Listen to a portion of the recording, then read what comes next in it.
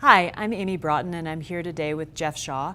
Jeff is a senior water resources engineer from our Stantec Rockland, California office, which is in the Sacramento area.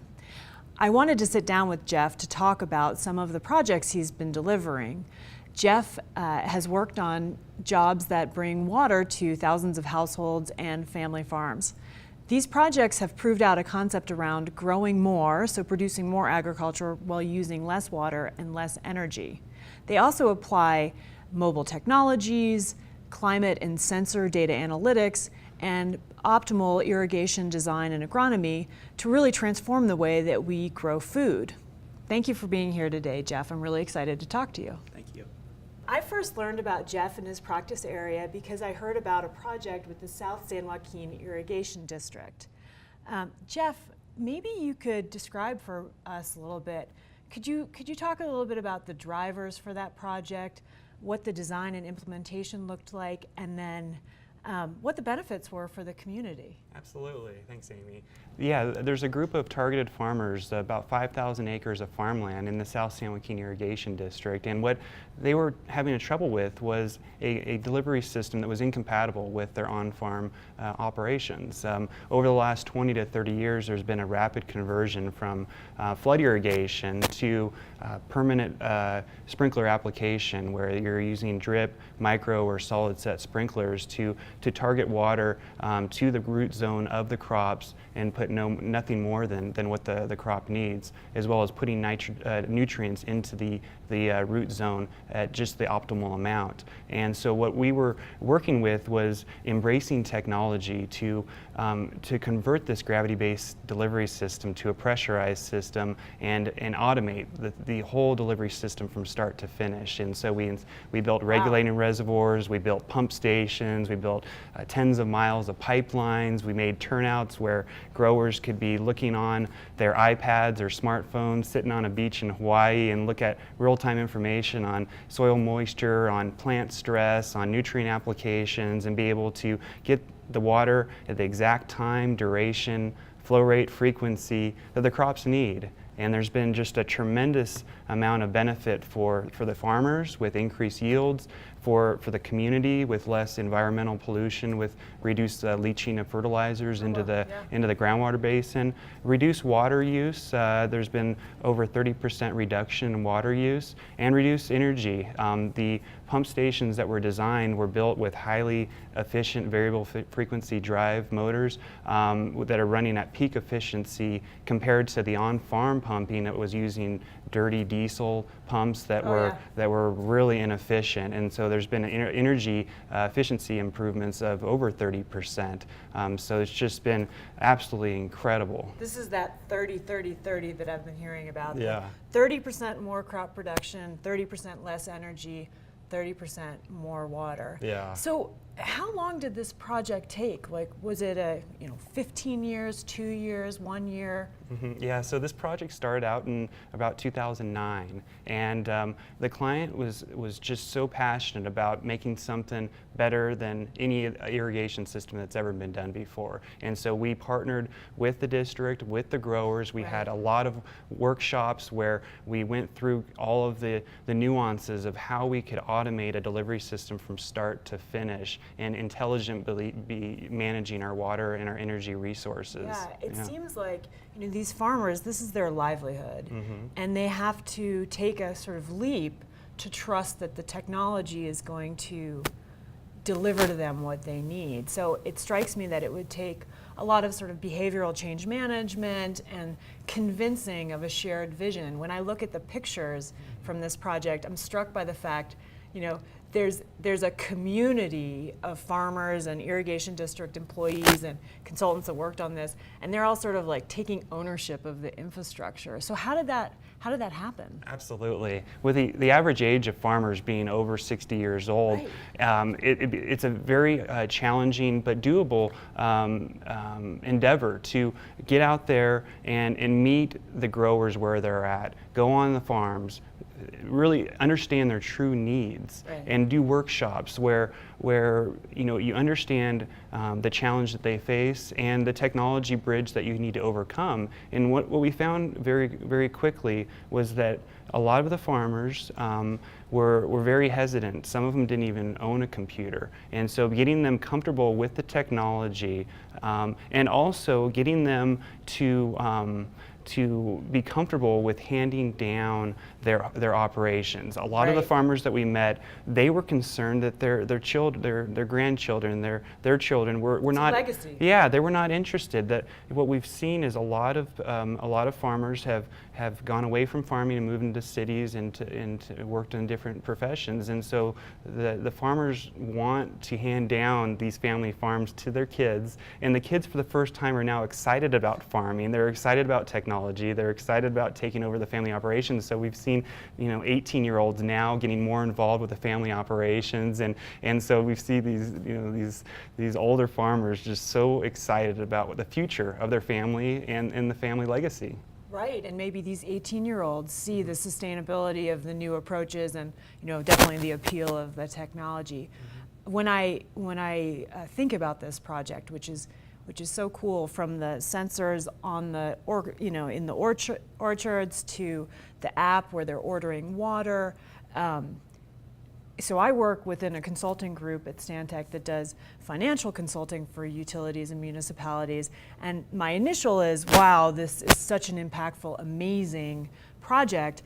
And then I start thinking, how does it pencil out? Like, how did the irrigation pay for it? Does the cost get transferred down to the farmers? Can the farmers afford that? So maybe could you describe how the project was funded and how that came together? Absolutely. There was a number of different components to making this project economically and financially feasible. One being that the farmers are getting a lot more energy efficiency improvements, and so that translates to a lot of reduced on-farm costs. Right. With the Sustainable Groundwater Management Act in California, there's been a renewed interest to reduce groundwater pumping. The aquifers have continued to be drawn down, and so the cost to pump on farm and actually access groundwater in the future is becoming more and more cost prohibitive. And so being able to receive water, surface water, from a district service that is pumping it from a very efficient place to the farmers, they receive a lot of benefits there, as well as the reduced water use.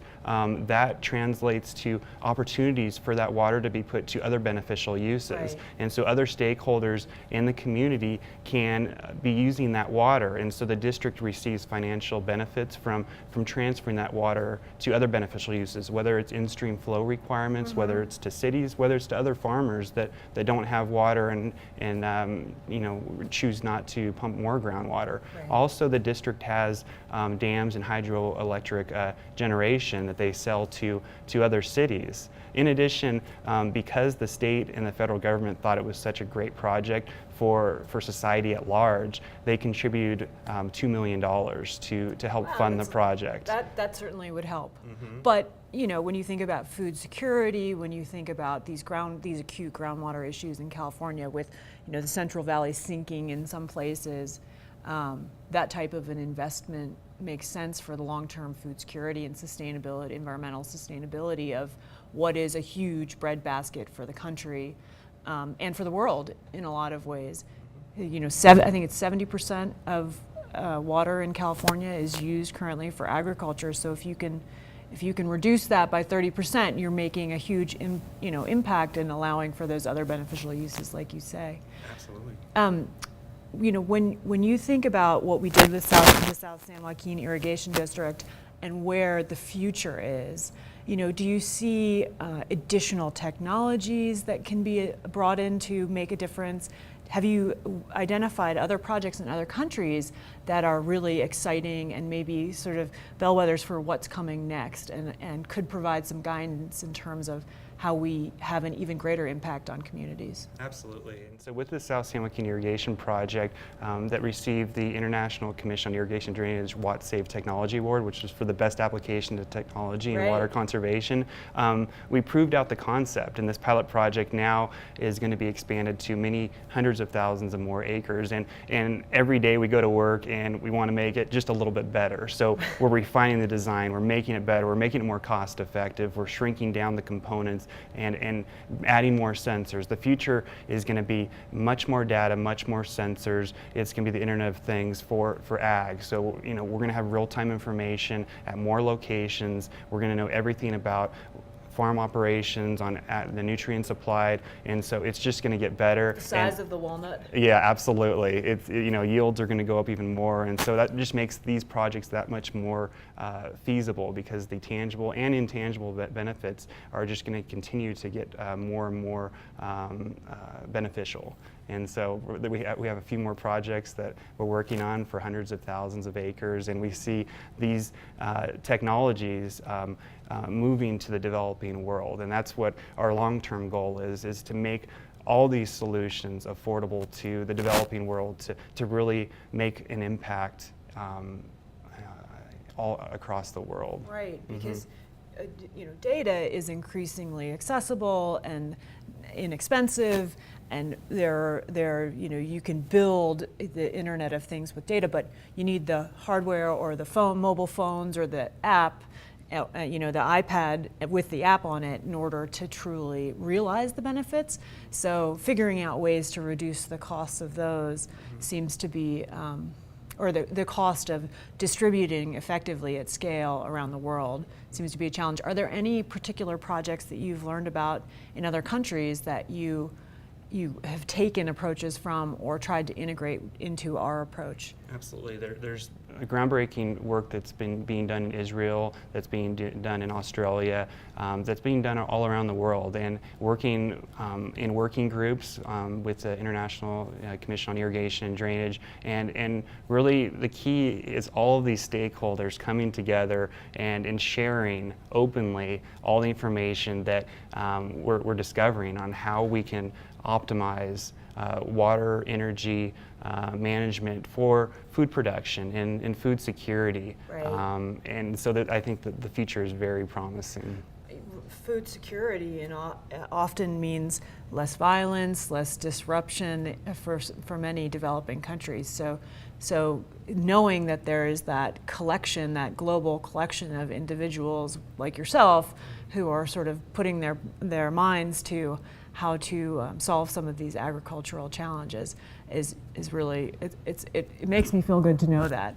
How did you end up getting into this field? How did you become such a passionate advocate for irrigation modernization and data-driven agriculture? Yeah, I focused in water resources in college, and I quickly found out, well, I've always loved food, but besides that, I really had developed a keen interest in really knowing where my food was coming from. And so after college, I found myself going out to more and more farmers markets, talking with farmers, trying to learn how my food is produced and brought to the table, and having that connection with food and nutrition started me down this path of how we can actually do a better job in managing our resources, reducing our environmental impact, producing the food, nutritious food that the world needs in a sustainable manner. And so it became very clear to me that that's how I wanted to focus my career,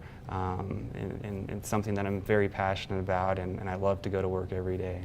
Is there a extended community of agricultural engineers that you're working with across the company and in different continents as well? I understand that we have some very strong irrigation modernization folks in Australia and in New Zealand. So do you feel like there's increasing linkages between these regional pockets of experience and know-how? Absolutely. With technology, it's really made my work that much more enjoyable, because the walls, the silos have been destroyed, and so the opportunities that all of our global expertise working together in one unified manner, sharing information, right, sharing experiences, learning about what's going on in our projects in New Zealand and Australia and India, just makes us that much more of a provider of incredible engineering services and be able to make the most impact in a positive manner. Yeah. Yeah. Well, I am so glad that we convinced you to come out here and that I got to see you face to face and have this conversation and test out this new social media platform for having casual, good conversations with our experts. If you are interested in learning more about the South San Joaquin Irrigation District or other projects that Jeff is working on, please email Jeff. His email is attached to this video again. And I'm Amy Broughton, and I thoroughly enjoyed this experience. Thank you so much for your time again. And thank you so much for watching.